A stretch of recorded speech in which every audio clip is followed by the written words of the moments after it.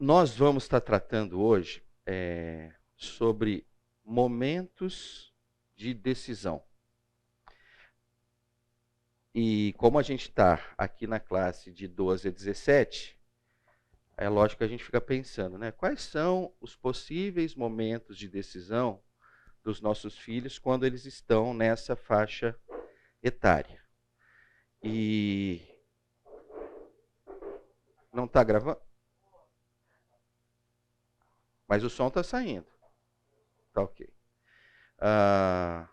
Mas eu não vou parar, não. Vai ficar exclusivo para vocês, tá bom? Vocês prestem bastante atenção aqui. E então o ponto é o seguinte: a gente fica, lógico, pensando, olha, dos 12 aos 17 anos, quais são os momentos de decisão que, de certa forma, afeta a todos nós como pais. Evidentemente, muitos momentos de decisão serão específicos do seu filho, da sua filha, e eventualmente muitos outros não terão passarão por essas experiências. Então, o que poderia ser comum? Aí na cabeça vem assim, bom, dos 12 ao 17, geralmente é um período dentro da nossa sociedade onde os nossos filhos precisam começar a pensar e optar por uma formação, por uma carreira profissional, né? Aquilo que na nossa geração a gente falava que era a faculdade, né? Então, olha, dos 12 aos 17, momento de decisão é que faculdade vai cursar. Eu diria que para nós já foi fácil isso, porque realmente era que faculdade fazer. Hoje é um pouco mais complicado, porque a pergunta é: precisa fazer uma faculdade? Porque tem várias opções hoje, além do aspecto da faculdade. Mas não deixa de ser um momento de decisão. Né? É apoiar o seu filho, suportar o seu filho para que ele encontre um caminho. Talvez alguns pais, eu posso dizer que eu sou um pai desnaturado nesse sentido, que é assim, quando as nossas meninas, a gente tem 3 meninas que já passaram por essa fase, a minha preocupação ela era muito simples, que era o seguinte: olha, minha filha, faz alguma coisa que dê dinheiro e daqui a pouco você não venha pedir dinheiro para mim, né? Então eu acho assim uma coisa muito coisa de batataense, sabe? Uma pessoa muito simples, muito mas eu confesso que era essa a minha preocupação, né? E é engraçado, né? Porque as nossas preocupações estão muito relacionadas à experiência que a gente teve de vida. Né? Eu posso comentar rapidamente sobre a minha. Quando eu passei por esse período dos 12 aos 17, venho de uma família que perdemos nosso pai aos 7 anos. Eu perdi meu pai aos 7 anos de idade. Ficou minha mãe para cuidar de nós 3. Eu sou o mais velho, tenho mais 2 irmãs. E foi muito interessante, porque a gente, de certa forma, era de uma classe média, né? Mas o único sustento vinha do meu pai. Então, quando meu pai veio a falecer, o sustento subitamente foi embora. Meu pai era corretor de imóveis. É o nome bonito que se dá hoje, né? Na época, meu pai era roleiro mesmo, né?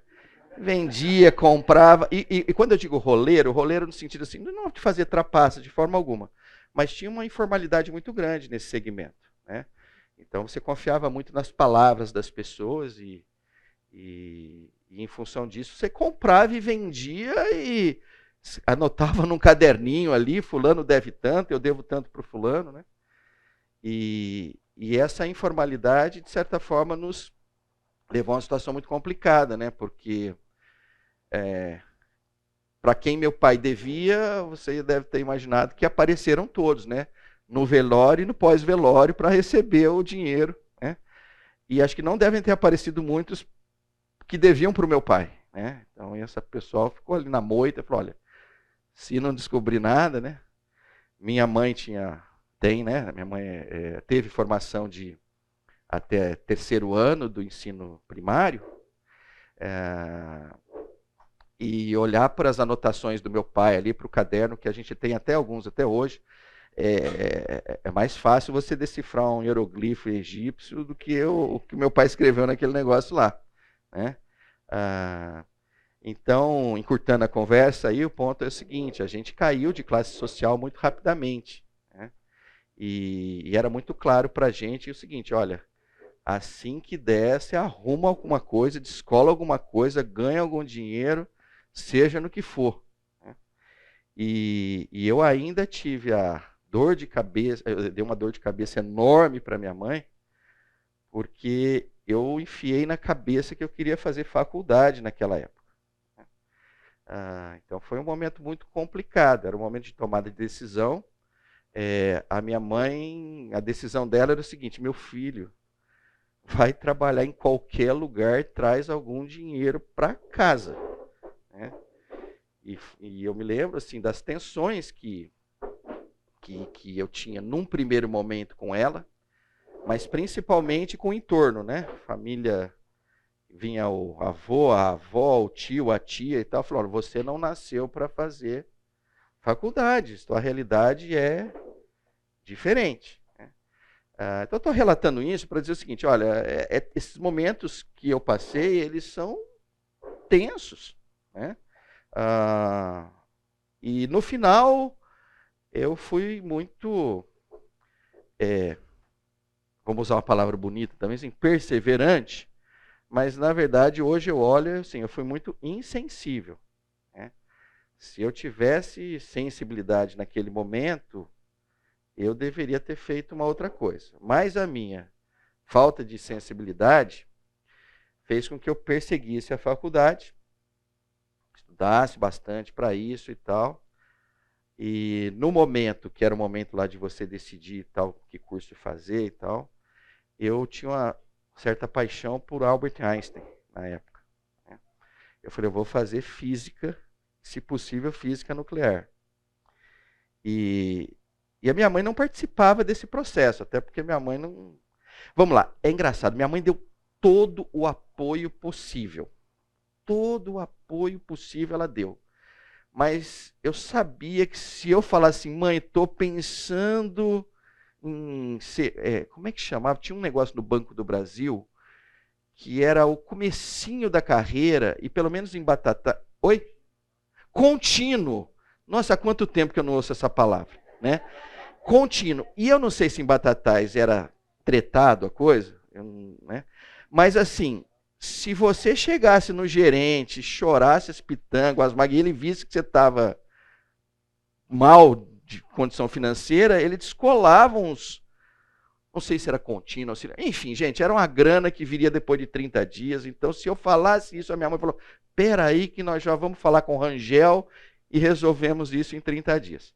Bom, eu sei que quando eu me encantei por física nuclear, a minha mãe, da sabedoria dela, ela chegou e falou assim: meu filho, tudo bem, nós vamos trabalhar para isso e tal, mas você só se informa de uma coisa: esse negócio aí dá dinheiro, né? E então foi o grande conselho que ela me deu, foi esse: ó, dá dinheiro esse negócio, porque nós precisamos, né? E aí eu fui atrás para resumir. Estou falando que eu vou resumir, não resume, né? Mas agora, para resumir, eu falei: vamos deixar a física de lado, vamos para a engenharia, que é meio parecido, né? Mas enfim, rapidamente eu estou comentando com vocês como é que foi essa passagem ali dos 12 aos 17 anos, né? Com um sonho, com um desejo que eu tinha, que de certa forma era contrastante com o desejo da minha mãe, de toda a nossa família, e que depois acabou acontecendo, deu certo. E, né, hoje é fácil falar que eu estava certo quando eu disse, quando eu insisti, mas não sei, poderia ter dado errado também. Então eu olho para isso e falo assim: poxa, o que é que ficou disso tudo, né? O que é que eu posso pegar dessa experiência e falar assim: foi um momento interessante. Vale a pena comentar que eu vim a conhecer o Senhor na faculdade. O Edilson está aqui. Eu vou dizer que ele não me deixa mentir, mas quando eu me converti, acho que a gente não se conhecia ainda, né, Edilson? Acho que foi um ano depois, né? Eu e Edilson somos colegas de república, então muito cuidado com o que vocês vão falar de mim para ele e dele para mim, tá bom? Somos confidentes aí. E vou dizer o seguinte, a Cláudia, esposa do Edilson, e a Gláucia também são muito amigas, somos de Itajubá. Nós temos feito uma certa mafiazinha aqui, então muito cuidado quando falarem conosco, tá? Mas enfim, e aí desses 12 aos 17 anos, a gente não tinha nem muita instrução e também não tínhamos o suporte do Senhor, né? Então não tínhamos seja um relacionamento pessoal com o Senhor, seja o próprio conhecimento das Escrituras, é algo que não estava presente ali. Eu tendo a olhar para esse período da minha vida e às vezes eu gosto de dar alguns nomes para alguns períodos da minha vida, né? E eu noto que ali, basicamente, o que a gente tinha era a providência do Senhor, né? Era o Senhor cuidando da gente, mesmo a gente não tendo um relacionamento de dependência dele. Talvez eu possa dizer que tenha 3 palavras aí: a providência, o próprio sustento do Senhor. A gente tinha uma realidade assim realmente muito complicada. E a própria parte da capacitação, né? Eu falei, até hoje eu tento entender o que aconteceu, o que eu passei na faculdade. Não é muito claro para mim o que aconteceu, né? Eu sei que eu estudava bastante, mas eu olhava para a classe do lado e eu falava assim, cara, não sei não, né? E aí quando você vai fazer a faculdade, começa a entrar os japoneses, né? Aí eu falei, acabou tudo, agora não tem chance, né? Não tem chance, né? Agora valeu a tentativa, mas vamos ver se o seu Rangel está lá ainda. Seu Rangel, pensando bem, nós vamos ficar no Banco do Brasil. Mas enfim, então, em cima desse testemunho que eu queria hoje trabalhar com vocês para dizer o seguinte, olha, o privilégio de os nossos filhos terem pais que foram resgatados pelo Senhor, que vivem com o Senhor, né? E em função disso tem um conhecimento do Senhor, talvez seja o grande ativo que os nossos filhos têm, né? Somos nós, né? E de certa forma nós podemos fazer muito pelos nossos filhos, basicamente porque o Senhor trabalha em nós, trabalha nas nossas vidas. E a gente precisa usar isso, né? A gente precisa usar isso. Bom, vamos lá. Aí, o que eu queria era começar com o seguinte ponto. Os momentos de decisão, eu não tenho esse slide, tá? Então vocês vão falar assim, por que ele não muda o slide? Porque eu não tenho esse slide. Eu pensei nisso logo cedo, falei, nossa, eu tenho que começar por aqui, falei, mas não tem slide, não deu tempo. Mas vocês vão ver que é tranquilo, não precisa do slide. Eu fiquei pensando muito nesse aspecto de momentos de decisão, né? E momentos de decisão, a gente precisa olhá-los por 3 perspectivas. E isso é muito importante a gente entender, né? Precisamos entender que é o seguinte, o momento de decisão tem a perspectiva do filho. Então, o filho precisa estar convicto de que aquilo é um momento de decisão. A segunda perspectiva é do ponto de vista dos pais. Os pais precisam ter a convicção de que aquilo é um momento de decisão. E tem a terceira perspectiva, que é a perspectiva divina, do Senhor. É aquele momento um momento de decisão? E isso muitas vezes não está harmonizado. Uma coisa que é muito comum, os nossos filhos não consideram, né, ou podem não considerar, que dos 12 aos 17 é um momento de decisão. ou porque eles não acreditam nisso, ou porque eles têm uma certa imaturidade ainda, que não os deixa compreender, ou eles pertencem a uma família mais abastada, que dizem assim, não, mas se eu não decidir agora, eu fico aqui na casa dos meus pais, isso aqui eu vou jogar mais para frente, né? E se a gente não harmonizar isso, fica meio complicado, né?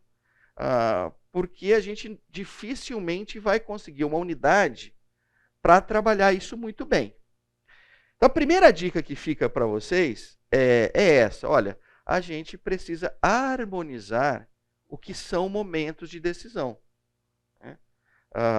E nós precisamos, muito provavelmente, nos render definitivamente numa escala, primeiro ao Senhor, depois aos nossos filhos e depois a nós.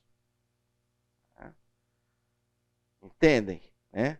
Então vamos lá. Do ponto de vista divino, eu vou continuar nesse lance de profissão, porque eu acredito que seja um exemplo legal que acho que deve abarcar boa parte de nós aqui.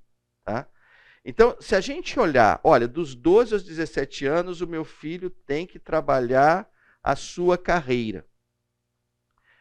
Quão divino é esse momento de decisão, do ponto de vista do Senhor? Não precisam responder. Eu acredito que vocês devem estar dizendo assim, nossa, parece que baixa a prioridade. Parece que... E vamos lá, se alguns falam assim, Pedro, não baixa nada não. Então vamos fazer o seguinte, vamos já dar um shift, vamos lá para a eternidade e vamos imaginar uma conversa do seu filho com o Senhor. Será que o Senhor vai perguntar para o seu filho assim, ou não perguntar, mas ter um diálogo do seguinte tipo, poxa vida, o momento mais importante da sua vida foi quando você escolheu ser agrônomo. O momento mais importante da vida foi quando você passou na faculdade X. Olha, eu não sei, parece um assunto muito terreno. Parece ser um assunto muito circunstancial. Parece mais provável que o Senhor vai trabalhar o seguinte. Momento da tua conversão. O momento em que você escolheu um marido ou uma esposa para viver. Os momentos que você lá na frente cuidou dos seus pais, cuidou dos seus avós, né? Parecem perguntas mais, ou parecem diálogos mais pertinentes ao Senhor, né? Não me parece muito plausível que o Senhor fale assim, ó, tá vendo? Ó, ganhou bastante dinheiro, ó, tá vendo? Nossa, fiquei muito feliz, sua casa é linda, nossa, olha, você até tem um bidê diferente, fantástico. Não me parece tipo de conversa. Então, é um pouco isso que eu acho que é muito importante, né, a gente começar, né, é entender que os momentos de decisão dos nossos filhos, né, os mais relevantes são aqueles momentos que o Senhor entende que são relevantes. Então, vale a pena olhar e falar assim, poxa vida, eu tenho um que eu sei e que eu acredito que todos vocês também saibam que deve ser o mais relevante de todos. O meu filho optou por entregar a sua vida ao Senhor. Talvez esse momento de decisão seja assim, olha, é a base, é o fundamento de absolutamente tudo. A palavra não fala isso, olha, que adianta o homem ganhar o mundo, ganhar a vida, né? Olha, quem perde a sua vida por causa de mim, na verdade, ganha, né? Então, o próprio Senhor dá uma tremenda desvalorização por algumas coisas que, eventualmente, nós damos uma tremenda valorização. Então, esse é o aspecto que eu digo, assim, olha, momentos de decisão, a gente talvez tenha realmente que dar um shift, né? Uma outra coisa que pode ser interessante, que talvez passe pela cabeça de alguns, é assim, mas meu filho já entregou a sua vida ao Senhor. Talvez tenha, então, a próxima pergunta, que é o seguinte, né? O meu filho tem sistematicamente optado por andar com o Senhor, servir aos outros? Talvez o momento de decisão seja o seguinte: olha, seu filho, apesar de conhecer o Senhor, ainda tem um egoísmo monstruoso dentro dele, né? E que ele continua correndo atrás de algumas coisas que o mundo corre, né? Então, vamos lá,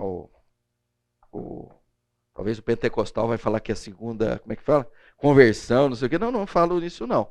Mas eu digo assim, olha, às vezes o seu filho tem um conhecimento que o Senhor se entregou para ele, mas a vida dele não é condizente. Então, talvez tenha que olhar, revisitar aquilo, né? Voltar para o primeiro amor, né? Talvez seja esse o grande momento de decisão dele. Então, talvez eu esteja dando um banho de água fria, porque a gente olha para os nossos filhos e realmente a gente quer eles bem-sucedidos. Profissionalmente, financeiramente. A gente quer que eles morem numa casa melhor do que a gente morou, a gente quer que ele tenha uma remuneração melhor do que a gente tem, enfim, né? Mas talvez não seja, talvez não, eu digo assim, isso é aquilo da nossa perspectiva. A gente precisa olhar com mais frequência da perspectiva do Senhor. Agora, vocês viram que eu passei 5 minutos e não falei da perspectiva dos nossos filhos.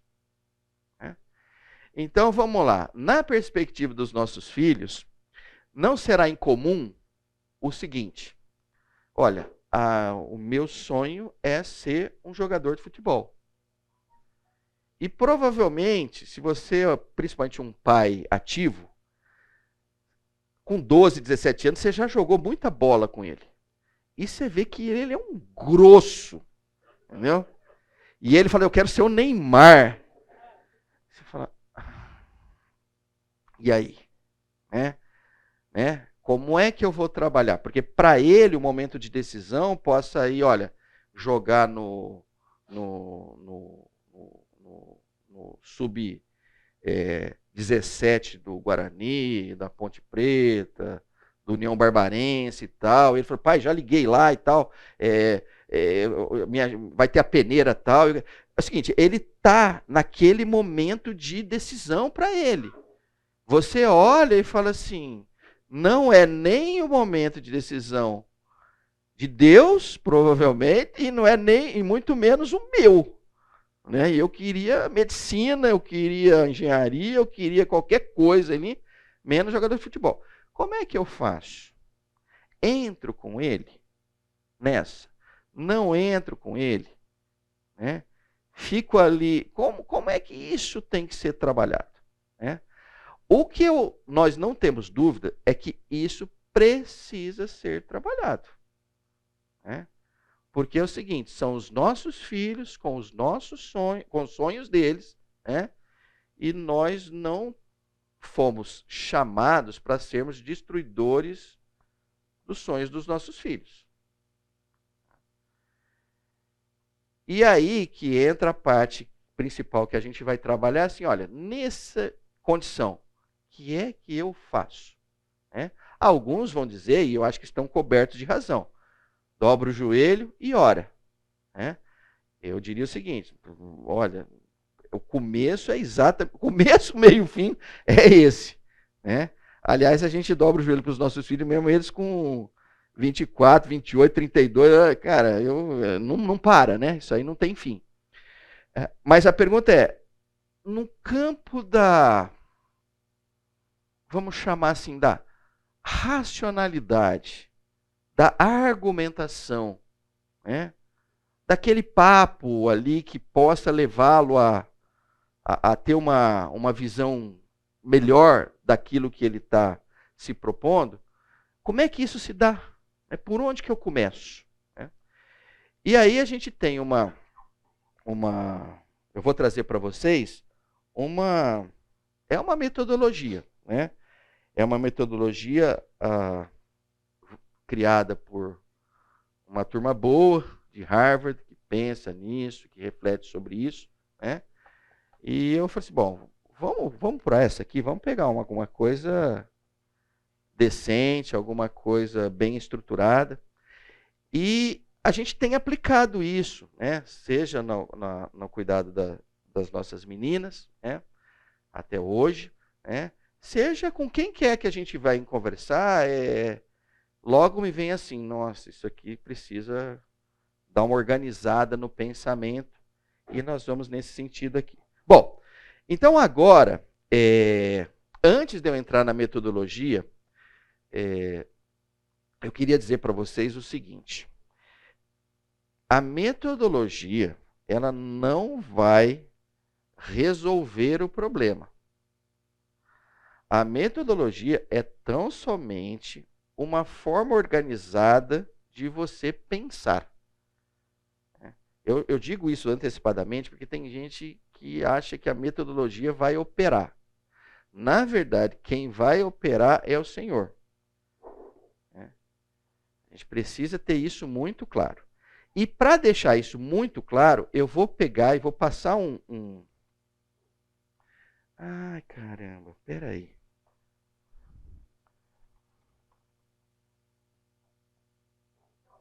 Eu queria um áudio. Edilson, tenta para mim. Eu vou passar um vídeo para vocês, justamente para dizer o seguinte: olha, aqui não teve muita metodologia, mas a graça do Senhor abundou e as coisas aconteceram também. Então vai ser, acho que a primeira vez que eu vou jogar a favor da metodologia, começando a destruir a metodologia.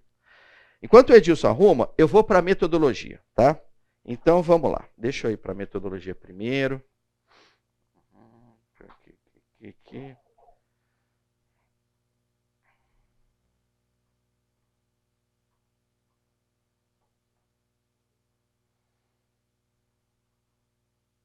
Ok. Vamos para esse slide.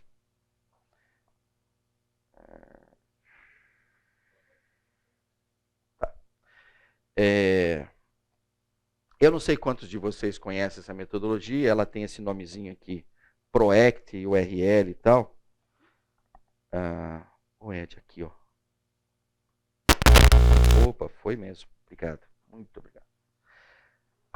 Aqui.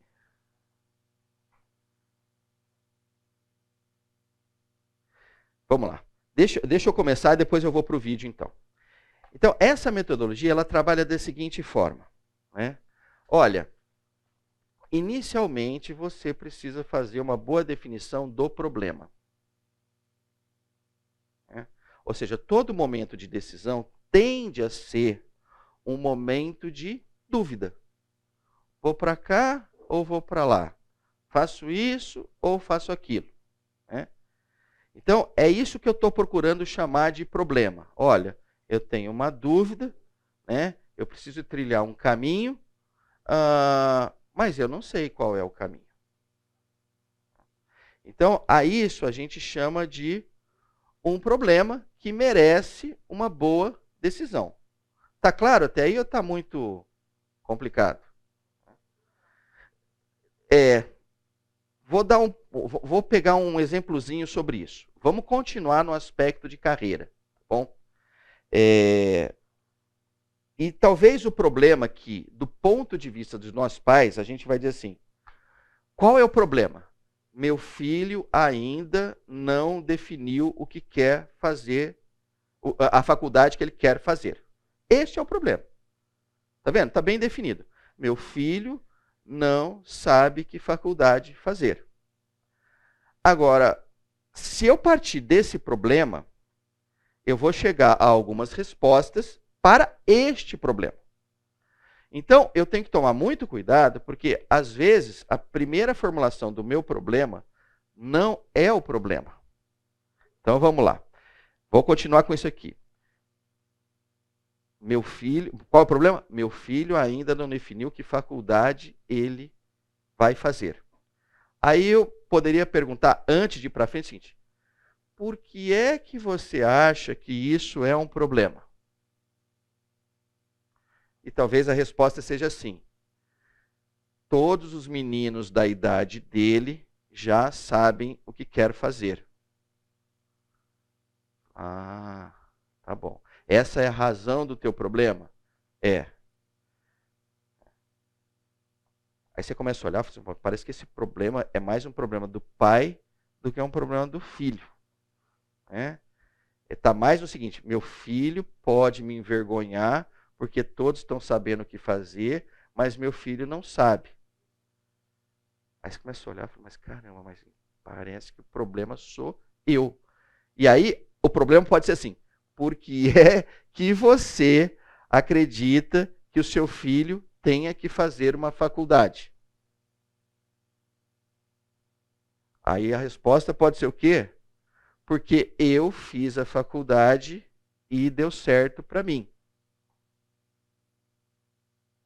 Aí a resposta pode ser assim, mas lembra daquele teu amigo que não fez a faculdade, que ganha 10 vezes mais que você? O que eu quero dizer é o seguinte, o caso do problema, ele merece uma discussão entre pais e o filho para definirem o problema. Né? E vocês verem que, intencionalmente, eu estou falando em faculdade. Né? Mas faculdade, se a gente olhar com muito carinho, ela, na nossa geração, ela já foi uma coisa quase que única. É fazer a faculdade. Você olha hoje em dia, você vê o seguinte, puxa vida, tem um técnico ganhando mais do que um cara que faz faculdade, né? Tem um outro que montou ali um fast food de, sei lá, de hambúrguer e tal. Tem o outro que fez um tecnólogo simplão. Tem o outro que bateu ali nos Estados Unidos, aprendeu inglês, voltou e... Então, assim, a gente talvez tenha que começar até a desmistificar esse aspecto da faculdade. Né? Aliás, a gente tinha até um contexto meio estranho no passado, que era assim, olha, mas não era nem a faculdade em si, né? Era a faculdade, 3 faculdades, né? Era o quê? Lembra das 3 faculdades que tinha, que prestava, o resto a gente jogava fora? Tinha engenharia, tinha medicina e tinha direito. Então, né? Então, olha como é que eram as coisas, né? Olha, não são só essas faculdades. É de direito, é de engenharia. Isso dá dinheiro. O resto é um risco absurdo. Né? E dependendo da família, ia para um outro nível. Qual que era o nível? Qualquer faculdade de direito? Não, olha, a faculdade X, Y, Z. A qualquer de engenharia? Não, essa é SS. Então eu ouso dizer que as nossas gerações elas eram extremamente assertivas, né? Mas erradas. Né? Por quê? Porque basicamente ali já tinha algumas caixinhas que você entregava para o seu filho e dizia assim, filho, qual dessas 4 caixinhas você vai escolher? Né? Naquela época já tinha mais caixinhas. Né? Mas, vamos lá, esquece aquela época, vamos voltar para cá. Agora tem quantas caixinhas? Agora tem 100 caixinhas. 1 milhão de caixinhas. Né? Então, a gente é uma das outras coisas que a gente tem que tomar muito cuidado, mas muito mesmo, que é o seguinte, olha, eu preciso definir o problema. E talvez o problema seja, olha, o meu filho precisa se tornar financeiramente independente. Isso é algo relevante. Então, para alguns pais, falam, é isso mesmo. Né? Então, você vê que você vai mexendo até encontrar, de fato, o que seria o problema em si. Definido isso, num consenso, aí volta aquilo que eu comentei. Tem harmonia desse problema do meu filho comigo e com o Senhor? Tem. Pedro, mas como é que tem com o Senhor ele ser financeiramente independente? Né? Olha, talvez você possa buscar ali em Provérbios. Né? Não seja pesado para o outro. Né? Você possa buscar isso no Novo Testamento, quando Paulo fala assim, olha, aquele que não trabalha, não coma. Né? Então você começa a encontrar em alguma coisa que inicialmente pode ser não espiritual, mas se você trabalha direitinho, você fala, caramba, harmonizei a coisa. Esse momento de decisão, ele pertence ao Senhor, ele pertence aos nossos filhos, ele pertence a nós. Então, essa é a primeira, minha visão, assim, de primeiro estágio de que vale a pena você trabalhar este problema. Se esse problema não chegar nesse grau de harmonia, a gente corre um risco absurdo de, como diz o Peter Drucker, né, ele falou assim, não tem nada pior do mundo do que você resolver certo o problema errado. E às vezes acontece com a gente. Né? Às vezes a gente resolve o certo, o único detalhe é que são os problemas errados. A gente precisa ter a condição de resolver os problemas certos da forma certa. Bom, vamos para o intervalo agora. E a gente volta e eu vou colocar o videozinho para vocês que pode nos nortear para a gente continuar.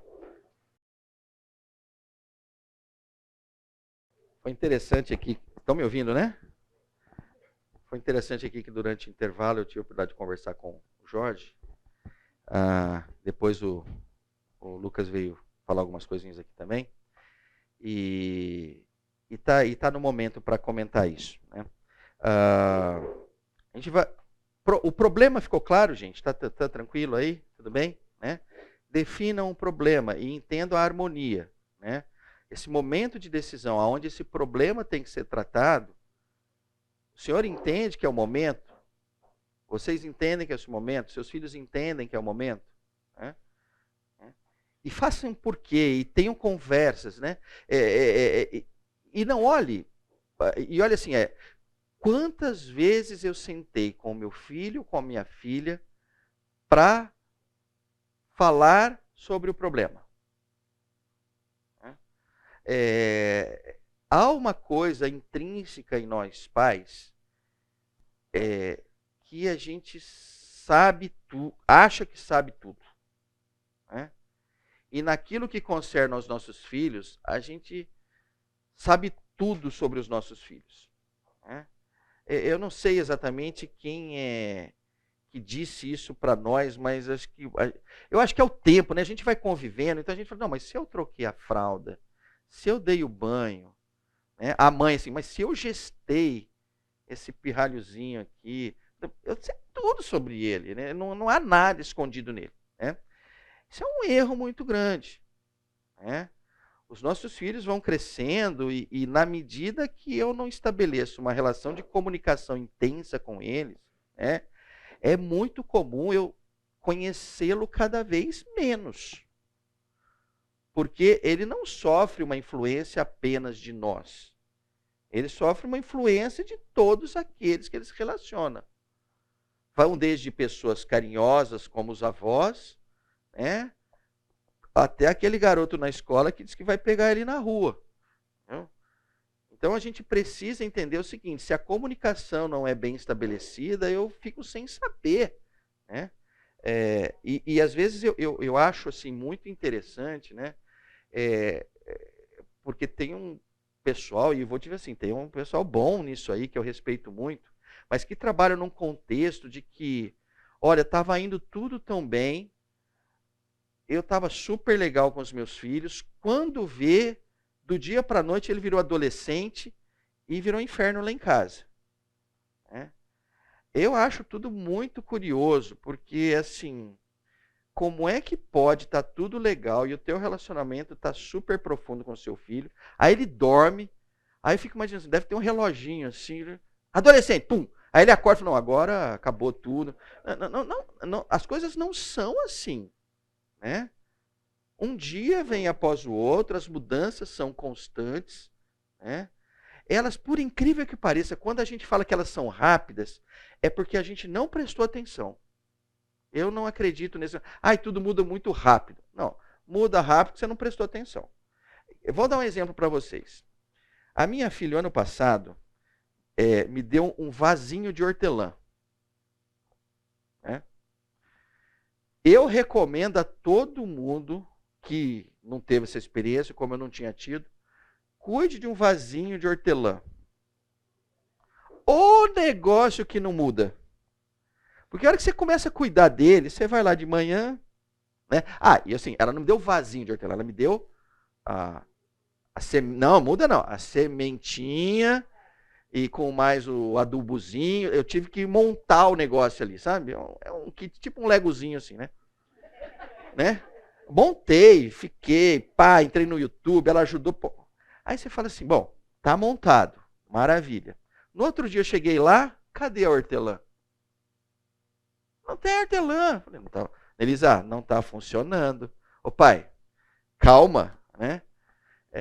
Tô exagerando nisso aí, né? Mas o ponto é o seguinte, é um processo extremamente lento. Por quê? Porque eu estava observando. A hora que eu parei de observar, né, e aí foi extrema falta de cuidado mesmo, um dia eu fui lá, estava nascendo. Eu falei, nossa, mas foi rápido. Eu falei, não, foi o mesmo tempo que você ficava olhando, é o mesmo tempo que ficou quando você não estava olhando. Então você teve uma sensação que um era lento e o outro era rápido, porque um você estava cuidando. Né? Então, entendam isso. Né? Ah, meu filho mudou rápido. Você não observou. Você não estava igual eu comigo na hortelãzinha ali. Né? Se você tivesse, você vê que... Não está lá? Tá bom. Não tem problema. Vamos continuar aqui.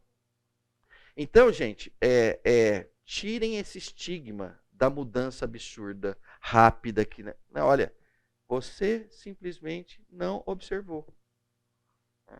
Então, nesse sentido, voltando para cá, vamos falar o seguinte. Uma vez que o problema está definido, né, aí você tem que entender o seguinte. Qual é a solução para esse problema? Que é o que a gente chama de objetivo. Né? Então, eu tenho o problema. Estão vendo ali, ó, tenho o problema e no sentido horário, né, o próximo que é? O objetivo. Bom, então, se esse é o problema, qual é a solução? Bom, e aí vem o seguinte. Vamos voltar no contexto de carreiras, tá bom? Bom, se a ideia é passar na faculdade e você entendeu que esse problema, qual é o objetivo? Entrar na faculdade. Esse é o objetivo. Entrar na faculdade. Você vê que te levou para um caminho assim. Se o problema que você tivesse definido era ele ter a independência financeira, provavelmente o objetivo não seria necessariamente passar na faculdade. O objetivo seria outro. Tá vendo? Como se fosse caminhos. A hora que você define o problema, você define uma trajetória. Definiu o problema errado, foi para o caminho errado. Definiu o problema certo, né? Aí você vai para um objetivo que é o objetivo correto. Né? Tudo bem até aí? Né? Como é que eu vou fazer isso? Né? Então, eu vou voltar lá na conversa que eu tive com o Jorge, na conversa que eu tive com o Lucas aqui. Né? O objetivo, volta e meia, dependendo da situação, nós, pais, não somos suficientes para definir o objetivo. Por quê? Ou não temos conhecimento daquele problema, não temos a formação devida. Né? Vamos lá, de repente a sua filha decide o seguinte, fala, olha, eu quero ser uma, como é que fala? Uma blogueira. Né? Porque eu vi que a blogueira tal fez a carreira, ganha dinheiro e tal, papapá. Aí você fala assim, eu vejo que a minha filha escreve legal, minha filha tira umas fotos legais e tal. Eu entrei lá no Instagram dela, eu vejo que tá crescendo. Mas às vezes é o seguinte, fala assim, olha, eu nem sei o que é Instagram, nem sei o que é blogueira, duvido que esse negócio dê dinheiro para alguém, né? E aí, com base no seu conhecimento, você provavelmente vai interromper esse processo. Então, qual é a leitura? A leitura é: nós pais precisamos admitir a nossa ignorância e volta e meia nós vamos precisar de alguém para nos ajudar nisso. Né? Então, faz parte de nós pais entrarmos no mundo dos nossos filhos para podermos ter uma compreensão adequada. Se nós não fizermos isso, basicamente a gente vai conseguir fazer algumas coisas que eu não considero elas muito interessantes. Né? Você vai desmotivar o seu filho, você vai interromper uma comunicação com ele, porque ele te identifica como aquele que desmancha prazeres, destrói sonhos. Né? Você vai ser identificado como o ignorante, que não sabe e não quer saber. Né? Você vai ser aquele que torce contra. Enfim, nada é bom nesse sentido. Então, o contexto aí é assim, no que ele vem com algo que você fala assim, bom, da frase que ele falou, eu não entendi nenhum substantivo, entendi o artigo A e um verbo. Falou, olha, é o seguinte, não tá bom, então você vai ter que procurar. É lógico que você pode perguntar para ele, mas volta e meia é o seguinte, ele também não sabe muita coisa. Né? E é muito comum nessa etapa, infelizmente é comum até na nossa fase aqui, que eles se encantam com muita facilidade com coisas. Né? Existe um encantamento, é um encantamento com aquele influencer, é um encantamento com aquele jogador de futebol, é um encantamento com, enfim, com uma série de coisas. Né? E geralmente é natural dos nossos filhos se deixarem levar por esse encantamento. Né? E aí, não, eu quero ser um jogador como o Neymar. Eu quero ser como... Você vê, eu tenho até carência de falar dos blogueiros aqui, eu também não manjo muito desse negócio. Fulano de tal. Né? E a gente precisa olhar, e eu acho assim, que essa é uma tremenda de uma experiência de você abraçar o seu filho e abraçar a sua filha. Né? É ter a honestidade de falar para ele assim, não entendi nada que você falou, mas nós estamos juntos. O que é esse blogueiro? É de comer? Não, pai. Como é que é? Entra aí. O que é o Instagram? Vamos entrar. Como é que é? Né? Então, é a oportunidade de você criar um tremendo relacionamento com ele. Né? Pode ser que aquilo, de fato, seja só um encantamento e que não leve a nada. Se não levou a nada, já levou a um lugar muito interessante. Meu pai e minha mãe entram nas minhas roubadas. Entendeu? Isso é fantástico, isso é extremamente importante. Né? Olha, os meus pais não ficam me julgando, os meus pais não ficam me condenando, os meus pais não ficam forçando um padrão de comportamento que não é o meu. Né? Os meus pais me entendem. Né? Então, o relacionamento de amor, ele vem muito desse contexto de nós não oprimirmos os nossos filhos.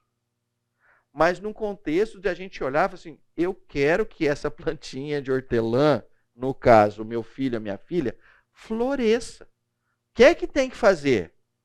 Você tem que jogar água. Olha, a hora que der o solzinho da manhã, você joga ela lá para bater o sol. Né? Olha, mas a hora que der umas 10 e pouco, se for verão e tal, tira do sol que a hortelã não resiste. Né? Legal, aí tira lá. E tal, e vem, olha, está amarelando a folha. O que significa que é isso? Tem que deixar um pouco mais no sol. Enfim, né? É um relacionamento. Né? O que eu posso dizer para vocês é que nesse caso das hortelãs, lá em casa deu certo durante um tempo, no momento deu muito errado. Né? Mas eu acho que com os nossos filhos é meio parecido com isso. Entendeu? Vão ter momentos que vão dar certo, a gente vai ficar feliz com eles com a gente. Vão ter momentos que não vão dar certo. Né? Vão ter momentos que a gente vai simplesmente dizer assim, não deu. Não virou a influencer que queria. Não virou o jogador que queria. Não deu. E aí? Você chora junto. Falei, qual que é a próxima, filhão? Ó, agora eu queria ir para a Lua. Bora, vamos lá, tal, não sei o quê, né? Se for minha mãe, ela ia perguntar assim, dá dinheiro? Né? Então, eu sempre considero, eu não perdi isso. Eu pergunto para muita gente, esse negócio dá dinheiro. Né? É importante ter dinheiro. Né? É importante ter recurso. Né? Eu vou pedir, por favor, levante um pouquinho para o pessoal, não é exatamente te ver, mas ouvir você. E fala para eles. Não, como que a gente é você é? Ana. Ana. Então vai lá, Ana. Nós, como cristãos, temos um desafio a mais, que é avaliar as propostas e as escolhas dos filhos, se elas estão em conformidade ou não com o que Deus tem para eles. Então, como que a gente lidar quando a gente percebe claramente que são propostas que muitas vezes são inegociáveis, né? O que a gente faz? Nossa, Ana, fantástico. Muito obrigado. Todo mundo ouviu a pergunta dela? Beleza? Tá bom.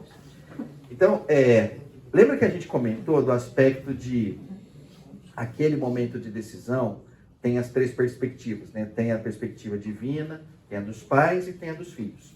Né? Eu acho que você tocou num ponto aí que realmente eu não toquei com muito carinho. Né? Muitas vezes, para a gente entender se aquilo é o que a gente chama comumente de a vontade de Deus, aliás, é o seguinte, peraí, né? Eu recomendo, eu sei que tem em português, eu não sei se traduziram literalmente, se alguém puder entrar na internet aí, por favor, me fale, né? Mas eu recomendo fortemente esse pequeno livrinho aqui, né? Que eu nunca vi nada parecido com isso, né? E eu aqui, na verdade, assim, a nossa filha do meio, a Giovana, leu o livro de capa a capa, né? Então, somos lá em casa 2 que dizem assim, você termina esse livro aqui, a tua leitura de vontade de Deus e tomada de decisão, olha, vai lá para um outro patamar, um patamar definitivamente espiritual, tá? O autor chama Guia. Oi, Dilson, procura aí para nós, né? Né? Mas enfim, deixa eu só voltar aqui olha, como descobrir e fazer a vontade de Deus. É exatamente. Tão completo quanto o inglês. Ah, é? Tá. E só tem instante virtual. Assim, Então tá. Enfim. Mas enfim, é como descobrir e fazer a vontade de Deus. Esse é o em português. Só posso acessar um pontinho da pergunta, que é como manter essa questão amorosa e relacional quando a gente tem que falar, não, você não vai, isso não é bom. Entendeu? A questão do relacionamento com o filho na hora de mostrar para ele que ele... Você está acumulando muitas perguntas para mim. Eu não respondi nem a primeira ainda. Vamos fazer o seguinte. Eu vou tentar responder a primeira, tá bom?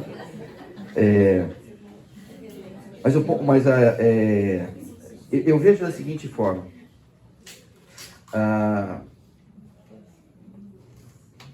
Nós precisamos ter quase que assim uma mudança na nossa mentalidade de assim, o que é que este problema, ou como é que este problema vai contribuir com o reino de Deus? Então, essa é uma das primeiras perguntas que nós temos que fazer para saber se é a vontade de Deus ou não. Então, imaginem só, né?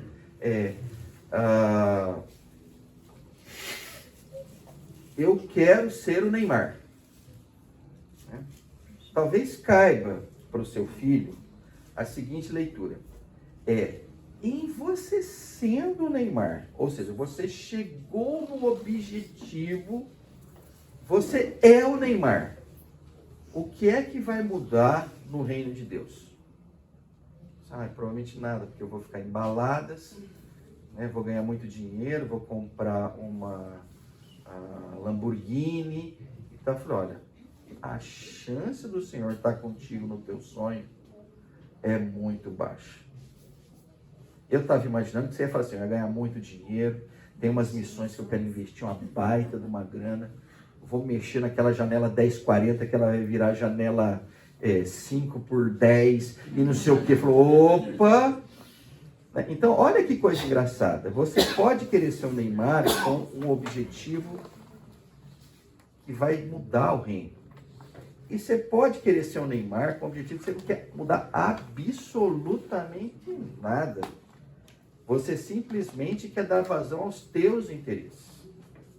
Então, aí o que acontece? É aquilo que a gente comentou lá no começo. Uma desarmonia entre o Senhor e o seu filho. Ou o seu filho e vocês pais. Então, a busca dessa harmonia, e aí eu espero que eu tenha pelo menos tateado, tangenciado a tua resposta, é o seguinte. Nisso que nós estamos trabalhando, o que é que Deus vai ganhar com isso?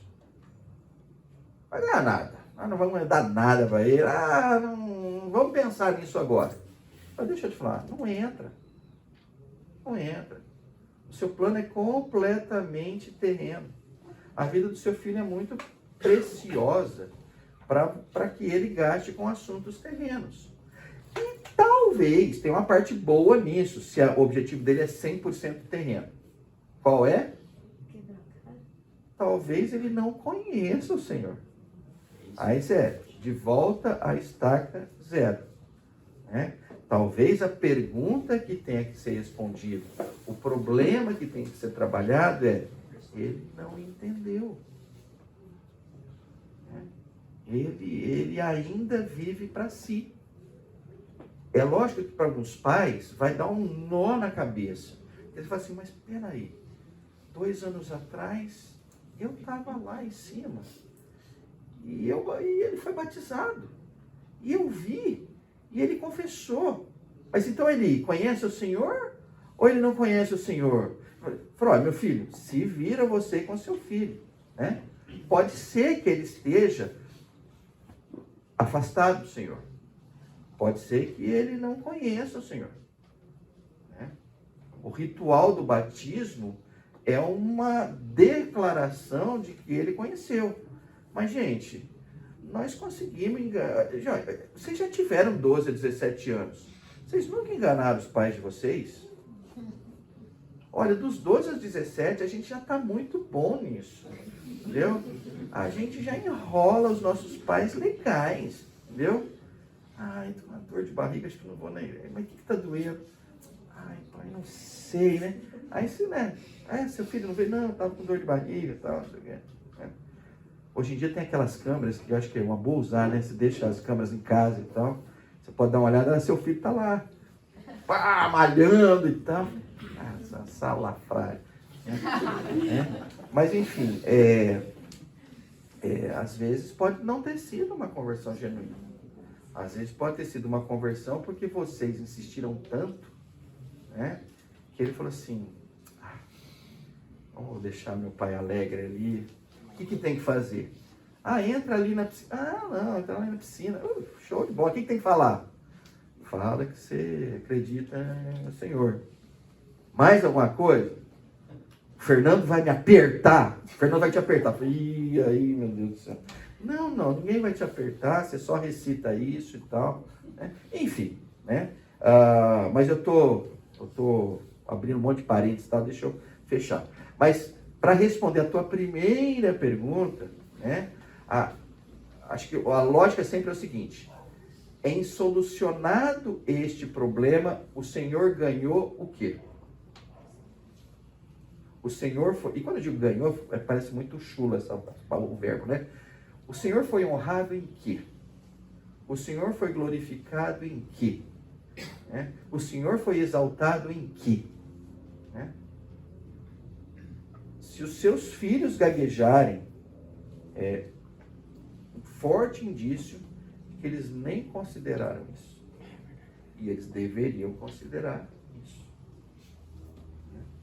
E aí pode ser um outro forte indício que eles ainda não conhecem o Senhor, a ponto de terem entregue a vida a eles. Pode ser que eles estejam, que eu acho que talvez seja o caso mais normal, num processo. Existe uma imaturidade espiritual daquela pessoa recém-convertida. Né? E isso tem que ser olhado também com muita calma. Né? Você não espera que seu filho vire o Billy Graham 2 semanas depois de se converter. Né? Tudo bem? As tuas outras perguntas, você quer fazê-las? Não, é tipo... Te pressionei agora, né? Você convertido, seus filhos ou não são, aí voltamos a outra discussão, outro curso, ou estão no processo. Mas você vê claramente que aquilo não é para ele, porque não é de Deus. Assim, sendo bem Legal. simplista. Falar não sem quebrar o relacionamento, sem ser um cara chato, entendeu? Olha, então vamos lá. Ana, essas perguntas Mas se são... não quiser responder, porque tá muito fora também do curso. Não, tá fora, mas eu vou responder. Então vamos ficar no meio a meio aqui, né? Mas eu acho que ela pertence, tá? Essa tua pergunta pertence. E talvez eu deveria ter falado isso logo no começo. Gente, o ponto é o seguinte, né? O Senhor lá em João 14, o que ele diz, né? Eu sou o caminho, a verdade e a vida. Ninguém vem ao Pai, senão por mim. Eu vou pegar só esses 3 pontos aqui. Caminho, verdade e a vida. Na verdade, eu vou falar de um só para responder a tua pergunta. Verdade. Né? Então, quando o Senhor fala ali em verdade, ele fala no seguinte, olha, existe um conhecimento, né, que eu trouxe para este mundo, que você precisa se apropriar dele. Então é nesse contexto que ele se personaliza, no contexto assim, sabe a verdade? Sou eu. Eu sou a verdade. Né?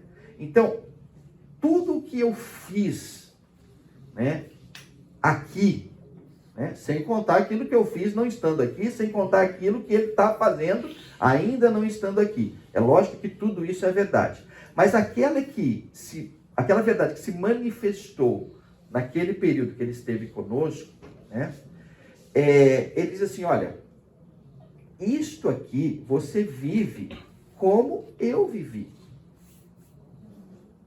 E aí vem aquele ponto que acho que é muito importante. Né? Vamos ver se eu respondo a tua pergunta e também não saio muito do contexto. Se uma filha nossa chegar e falar assim, eu quero ir numa... Vamos supor, essa filha é muito honesta, tá? Então já tem um valor muito grande na sua filha. Né? Eu quero ir numa rave porque eu quero me embebedar e porque eu quero ter relacionamento com outros garotos lá, eu quero a liberdade. Aí vamos lá, mas então, como é que trata isso? Né? Então vamos lá, gente, o ponto é o seguinte, né? Se a sua filha conhece ao Senhor e anda com o Senhor, vocês provavelmente vão olhar e falar assim, isso não é uma pergunta que vai ser feita, né? Porque é uma pergunta que já tem uma resposta clara. Qual é a resposta clara que o Senhor daria para a sua filha? Hã? Não. Sem chance. Acabou. Não tem que pensar em nada, né? Então, o que eu queria dizer é o seguinte. Um monte de coisa nas Escrituras que a gente pode consolidá-la como a verdade, as respostas já estão dadas. Não há dúvida nenhuma. Pode ser o garoto assim, pai, então, eu estava querendo casar. Ô filho, que legal, mas com 2 mulheres. Então, vamos pensar, vamos analisar o problema. Não tem que analisar absolutamente nada.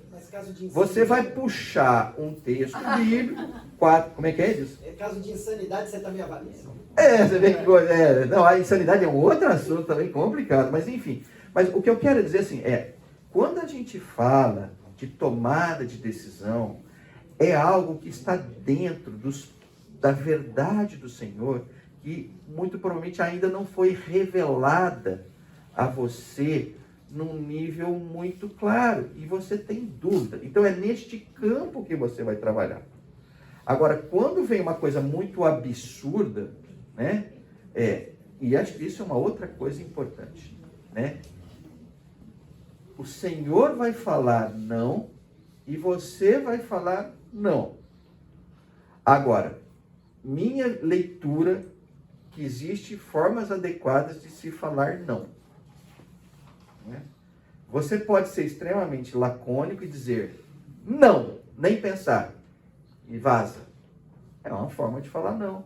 Você está errado? Não, você... Né? Mas existem formas mais adequadas. Né? E uma das mais legais, qual que é? Vai lá na verdade. A verdade do Senhor Jesus está manifesta nas Escrituras. Qual é aquele texto? Né? Eventualmente, qual é o versículo? É lógico que tome muito cuidado, porque se você for pegar um versículo, pode ser que você simplesmente quer mexer naquele contexto ali para apertar a Bíblia e falar o que você quer. Não pode acontecer isso. Né? Então você tem que ser genuíno. Você vai lá e fala assim, filho, eu acho que está na hora da gente ler esse texto aqui junto. Vamos ler. Lê o texto. Terminou de ler o texto? E agora? Né? Quanto mais aberrações o seu filho ou sua filha quiserem fazer, mais provável eles vão olhar o conflito absurdo que tem com as Escrituras. Né? E aí isso em si já vai encerrar o assunto. Olha, não é por aqui. Não é por aqui. Né? Então você não precisa assim, não, mas vamos pensar numa alternativa, vamos pensar nisso. Não, você não tem que pensar em grandes coisas. Né? A verdade já é objetiva, já é clara, já é definida. Não sei se ajudou nesse contexto. Né? Não vou perguntar se tem outra pergunta, porque você vai ficar constrangido e acho que não é a hora. Né? Mas para a gente poder encerrar aqui, vamos lá. Ficou claro? Problema, objetivo. Né? Vamos para o terceiro ponto. Muitas vezes, né, um problema não tem uma alternativa. Ele tem várias alternativas. Né? Então, se a gente voltar para o contexto assim, olha, vamos considerar que a gente definiu que o nosso filho precisa buscar independência financeira e vamos entender que o Senhor está nesse processo porque o Senhor disse que, olha, ele precisa trabalhar, ele não pode ser pesado para alguém, ele tem que assumir as suas responsabilidades e tal. Bom, então vamos considerar que estava tudo dentro. Né? Quais são as alternativas? A alternativa pode ser uma faculdade. Uma alternativa pode ser um curso técnico. Uma alternativa pode ser um conjunto de cursos que ele vai fazer de desenvolvimento de software numa Coursera, no Udemy, alguma coisa assim, online. Né? O caminho pode ser o seguinte, olha, uma ida para os Estados Unidos para ficar X meses, para ter um inglês papapá, e com isso, pode ser. O caminho pode ser o seguinte, olha, ele está indo para o lado de missões e tal, então joga o menino na África, deixa ele lá um ano. Né? Então, os caminhos podem ser vários caminhos. Então, é o que a gente chama de alternativas. O que você faz? Você lista as alternativas. Tudo bem até aí? Agora, olha só. Quando eu falo que isso é uma metodologia, eu queria dizer para vocês o seguinte. Se vocês chegarem no seu filho e propor metodologia, geralmente pessoas de 12 a 17 anos não gostam de metodologias. Então, vai ficar uma coisa muito chata. Então, como é que você faz isso? Você olha para a metodologia, mas você faz com um contexto assim, de perguntas que caibam ali dentro para gerar um papo, uma conversa, uma discussão, uma argumentação. Né? Bom, então tem várias alternativas. Agora, o que acontece? Cada alternativa dessa tem consequências. Olha, é o seguinte, nós definimos que ele vai ficar 6 meses nos Estados Unidos. E quais são as consequências disso? Bom, a consequência disso é que eu estava guardando uma grana para minha aposentadoria e eu vou ter que botar essa grana nele ali, vou ficar sem isso e tá. Né? Olha, ele quer uma faculdade. Quais são as consequências disso? Olha, é o seguinte. Se for uma faculdade pública, tudo bem. Mas se for uma faculdade... Vocês viram que eu vou muito pro lado do dinheiro, né? Desculpem aí. Né? Mas é força do hábito e tal. Mas o ponto é o seguinte, tem consequências nisso, né? Tem consequências relacionadas realmente a recursos financeiros? Tem, mas tem consequências também relacionadas a tempo, né? Olha, se ele for fazer uma faculdade, quando é que ele vai se tornar independente financeiramente? Olha, vai ser num tempo mais longo do que se ele for fazer um curso técnico. Caramba, e aí? Ele está namorando firme, ele já encontrou a pessoa que ele vai casar, vamos supor que seja. Olha, então o negócio é o seguinte, tenta não fazer um caminho longo, né? Porque para você montar a tua casa, deixar o teu pai, deixar a tua mãe, é relevante que eles consigam andar com as próprias pernas. Então, olha, então a faculdade dá muito tempo. Então vai numa alternativa diferente, né? Então, tudo isso que eu quero dizer assim, cada uma das alternativas tem várias consequências, né? Quando você começa a fazer isso desta forma com seus filhos, e conseguindo fazer isso de uma forma não tensa, mas de uma forma amistosa, vamos chamar assim, o que vai estar acontecendo? O que vai estar acontecendo é o seguinte, vocês estão juntos nesse processo. E esse talvez seja a coisa mais legal do mundo, né?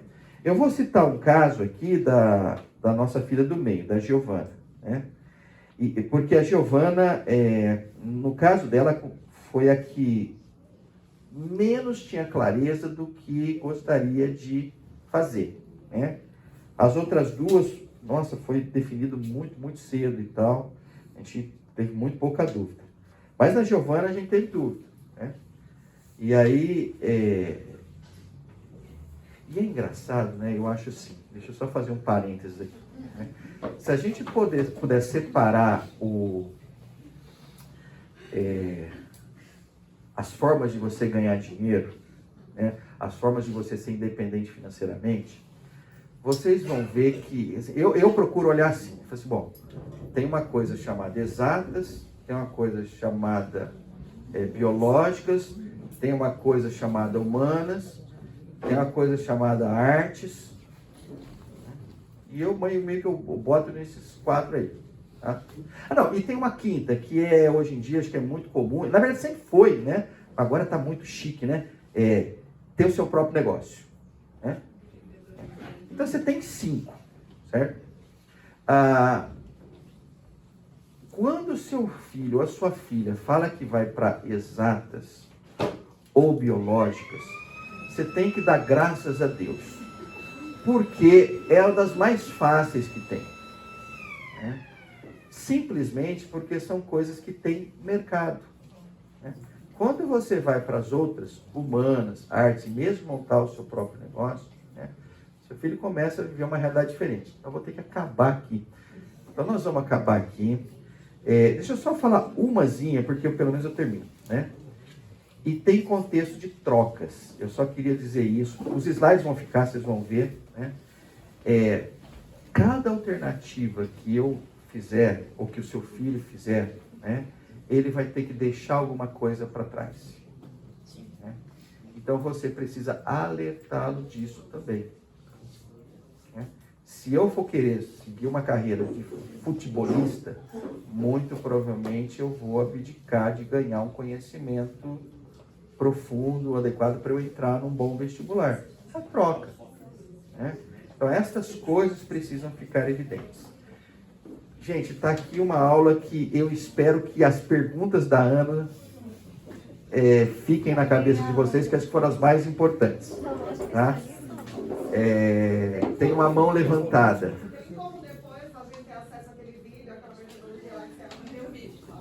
Tem, domingo à tarde, eu já publico isso aqui, publico todos os vídeos, publico a metodologia.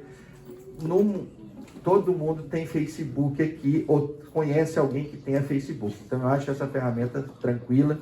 Eu posto lá e vocês olhem, tá? Eu queria que o Edilson orasse para a gente. Você pode, Edilson, orar por nós? Pai querido, nós te agradecemos ao Senhor, porque o Senhor é o Deus que olha para nós como os teus filhos. O Senhor reconhece as nossas falhas e limitações. Meu Pai querido, o Senhor nos capacita, Pai, apesar dos nossos erros, ó Pai, é educar os nossos filhos segundo a tua vontade.